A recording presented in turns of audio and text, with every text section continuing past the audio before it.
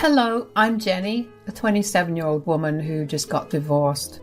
I met my husband Jake at college when I was in my freshman year and he was in his sophomore year.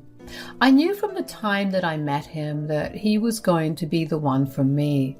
After graduating, we focused on our careers and worked hard to save a lot of money so we could buy a good place to live in. By the time we got married, we had been dating for 7 years. Right after we got married, we purchased our own apartment and decided to start trying for a baby. But after months of trying, we did some tests and got told that I was infertile. I was devastated and inconsolable for a long time, but Jake had been my rock at that time. Jake's sister-in-law had also come over a lot to comfort me, and I did find some comfort in her too. Those were a tough few months for me to grapple with my new reality. But eventually, Jake and I began to see the pros of not having kids, like being able to spend twice the money on ourselves. About 2 years into Jake and I being married, we decided to be the ones to host for the holidays. My parents were on a cruise someplace, so it was Jake's family that joined us. Jake's parents were only stopping in town for a day because they were going on a road trip with some of their friends. They planned to stay the night at a motel so they could leave in the early hours of dawn without disturbing anyone. That only left Jake's brother Keith and his family, which included his wife Paula and his 4 kids. When Jake and I started dating, Keith and Paula had 2 kids from what Jake had told me. They were struggling back then as well. Keith wasn't working in a good enough job to support all of them, and Paula was adamant about being a stay-at-home mom. It was beyond me why they had 2 more children when they were struggling with the 2 they already had, but I digress. Anyway, that holiday, they asked us if they could stay with us for a week. Guys, we need to ask you about something. Yeah? What is it? Is everything fine? Yeah. We just wanted to ask if we could have a tiny staycation at your place with the kids. Staycation? Yeah, I mean, you're hosting the holidays and we were wondering if we could spend the entire week here until the 2nd. We can't afford an actual vacation, and this would be some form of it for the kids. I don't know about that. Our apartment isn't very kid-friendly. We have a lot of expensive or even just fragile things that the kids could break. I'm sure you could manage for just a week, Jenny. Yeah, please, for the kids' sake. Come on, Jenny. Please just help out my family this once. Fine. But I am warning you that if anything gets broken or damaged by your kids, I expect you to compensate me for it. Yes, of course, I promise that we'll make sure the kids are well behaved. I wasn't too keen on allowing the kids in our home because I did have a lot of collections and other oddities hanging on walls or on shelves that were worth quite the buck. I had no other place to keep them away, because every room in our house would go towards giving Keith and his family a place to stay. I felt really pressured into giving up the space that I considered comfort, because Paula and Jake kept glaring at me while Keith looked at me like he was about to cry in desperation. I felt both intimidated and bad, so I gave in. Of course, my hesitation made Jake really upset with me.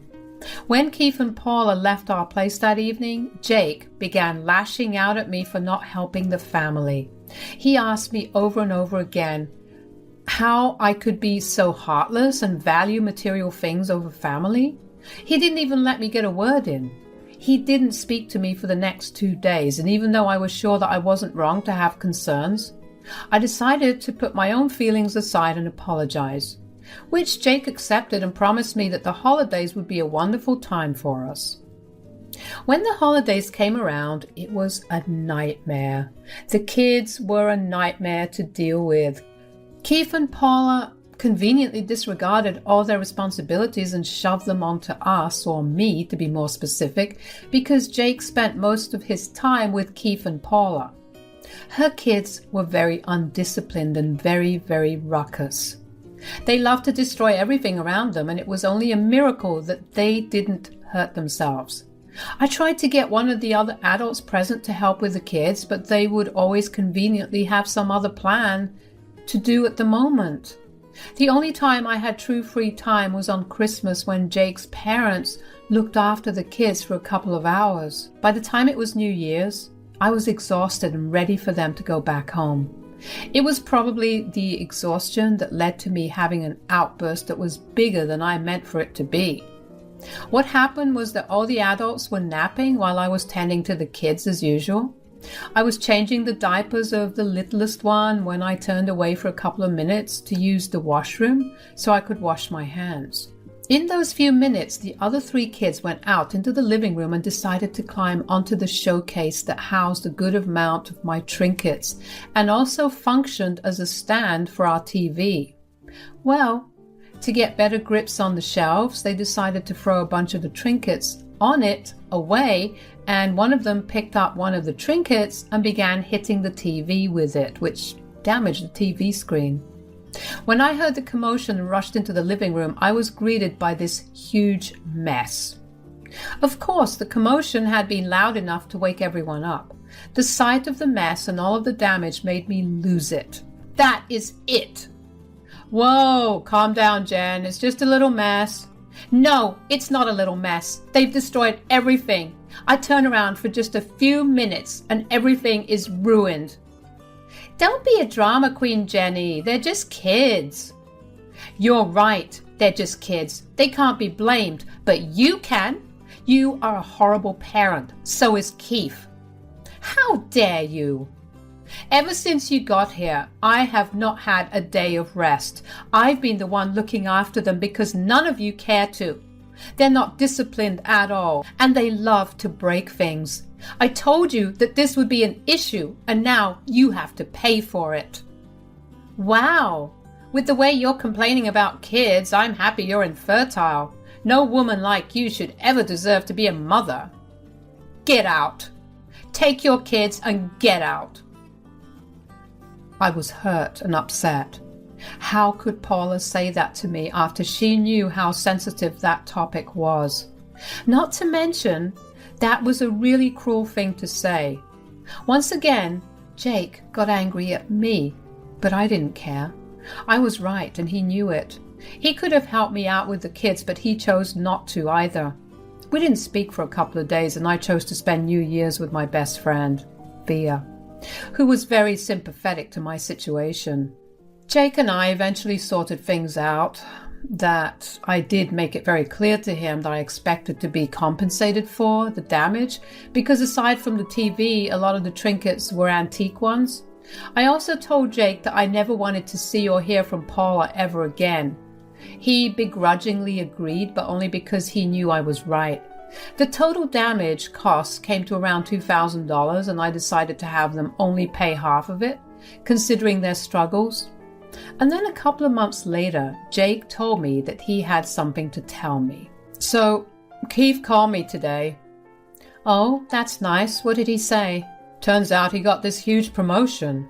That's great for him. Guess they won't be struggling anymore, huh? I'm happy for them. Yeah, but he'll be moving to another state and it's way too expensive to move the whole family there. He asked if Paula and the kids could move in with us. No, I don't see why Paula can't handle the kids herself. Or, now that Keith will be earning more, they can hire a nanny to help her look after the kids. Come on, Jenny, don't be so mean. You know what happened the last time they stayed over for the holidays. I will not let that nuisance back into my home. It's not just your home, it's mine too. This is my family. I'm sorry you're too heartless to care about family, but I'm not that way. If you have such a giving heart, why don't you help them hire a nanny? Or better yet, why don't you go over and help her raise her children? Wow, you really don't care about how much Paula will struggle. Not after she made fun of me for infertility, I don't. You know what? You're too upset right now. We'll talk about this tomorrow. Good night. I couldn't believe Jake's audacity. He knew just how I felt about Paula and her kids coming over, especially after last time, but he still chose to ask me and insult me in the process too. Of course I cared about family, but that's a sentiment that should go both ways. I cared about his family, but they never seemed to care about me. I didn't see why I should have done more than they would have done for me. The next morning, we were back on the discussion, and I firmly told him no over and over again. I suggested alternatives to helping them too, like me sponsoring a nanny, or even us going over on the weekends and looking after the kids so Paula could have some time off. But he shot those down too. Every time I told him that Paula and the kids were not allowed in our home, he would get more and more frustrated. He used every tactic possible, emotional blackmailing, yelling at me, threatening to leave me, you name it, he tried it. I didn't budge. That was a hill I was willing to die on. This argument lasted a good week before suddenly Jake was acting all normal. That made me very suspicious, of course. He was very distant, but he no longer seemed agitated with me, nor did he try to ask me again to let Paula and her kids move in. After a week of constantly asking me and pestering me, this made alarm bells go off in my head. I decided to do a little snooping around. I waited until Jake had fallen asleep to take his phone and go through it. Yes, I know it's wrong, but when you have this intense gut feeling that something's wrong, you just want to check up on it. And that's what I did. I first went through his chats with his brother, and I saw one message from Keith that said, "Thanks for helping Paula and the kids." That immediately confirmed my suspicions that something was happening behind my back. I went through his chats with Paula and then found out that he had gone behind my back and told Paula that she and her kids could come and live with us. He also told her that he planned to give her my room because I was the one who didn't want to help her, so having to give up my room would teach me a lesson. I was furious. Jake and I each had our own rooms. They were rooms that we filled with things that both of us enjoyed individually. Mine also acted as my office on days that I worked from home. So giving up my room also meant giving up all forms of privacy. While a part of me wanted to wake him up right then and there and yell at him for going behind my back and villainizing me, the sane and rational part of me knew that it would lead to nowhere. I would be the one who would get hurt while Jake would continue to live well. I knew at that moment that I had the upper hand and I was going to play my cards right. According to Jake's text with Paula, she was set to move in 2 weeks, so that gave me 2 weeks to move out beforehand. The first thing I did the next morning was to book a storage room where I could store all the furniture. Yes, all the furniture. You see, after Jake and I got married, we purchased a pretty big apartment. We had more than enough money after saving for years together, and it was our dream apartment. However, after we purchased it, we obviously needed to furnish it, but Jake decided that he didn't want to do that immediately. He wanted to do it after another 6 months. Keep in mind that all we had with us was a mattress, no bed frame, some utensils, and our personal things. Jake said he was tired of constantly not having any money to spend from saving so much for years. I understood his issue back then, so I let him have it his way. 8 months passed and my home was bare as it was on the first day we moved in, save for the few trinkets I bought here and there. Whenever I brought up buying the furniture, Jake would get all moody and upset with me. So I took matters into my own hands and bought everything myself. He didn't spend a dime on anything. From sofas to bed frames and bookshelves to even mirrors, he didn't pay a cent. I was going to remove everything. The only things he paid for existed in his room, so I let that be. The next thing I did was contact my best friend, Fia, and ask her if I could stay over for a rather long period. "Hey, how's it going?" "Not that great." "Oh no, what's wrong?" Jake decided to go behind my back and let his sister-in-law and her 4 kids live with us because his brother is moving to another state for work, even though I explicitly told him not to. Wait, is this the same sister-in-law that mocked you for being infertile? The one and only. And why can't she take care of her own kids? Because they're reckless. Last time they were over, they destroyed about $2,000 worth of things. You can see why I don't want any of them in my house. Holy crap, yeah. So what are you doing about it? Well, I snooped through Jake's phone and found out that he plans to give my sister-in-law my room as a punishment for not willing to help out. What the hell? So I was thinking that I would take everything out from the room and the house because I literally bought everything in it to begin with, and I'll keep it in a storage room. I love that thought process, but what about you? Yeah, that's what I was calling to ask about. Do you think I could stay with you until I get back on my feet? It might take a few months. Are you kidding me? Of course you can. We get to have sleepovers for a long time. Hell yeah, you can come over. Just let me know the time and date and I'll help you bring your stuff over. You're an angel. I felt more than ready to teach Jake a lesson. I knew this was technically the end of the marriage because I didn't want to be with someone who was so selfish that they failed to at least consider their partner's feelings. I spent the rest of the 2 weeks discreetly packing away my things and starting the filing procedures for divorce. At some point, except for the big and most commonly used furniture, the rest of it was slowly transported away during Jake's working hours.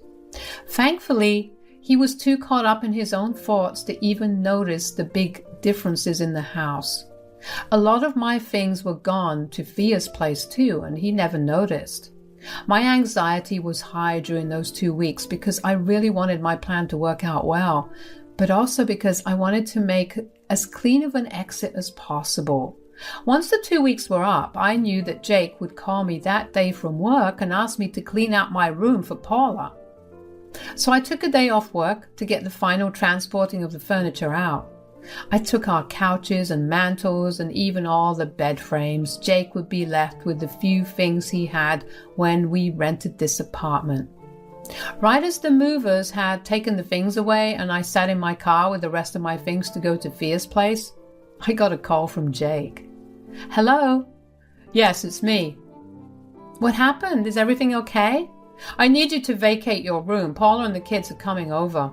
I thought we discussed that it wouldn't be happening. It's happening because I said so. Get on with the plan. And what about the kids? Where will they sleep? They'd have the guest bedroom to share. They're all young enough for that. And you have your room, but I won't have mine? No, because this is your lesson for refusing to help our family. You are a piece of work, truly. You know what? Don't worry. I knew about your plan, so I vacated my entire room, along with all of my belongings in the house. Why did you remove all your belongings? Because I said so. Get on with the plan. Goodbye.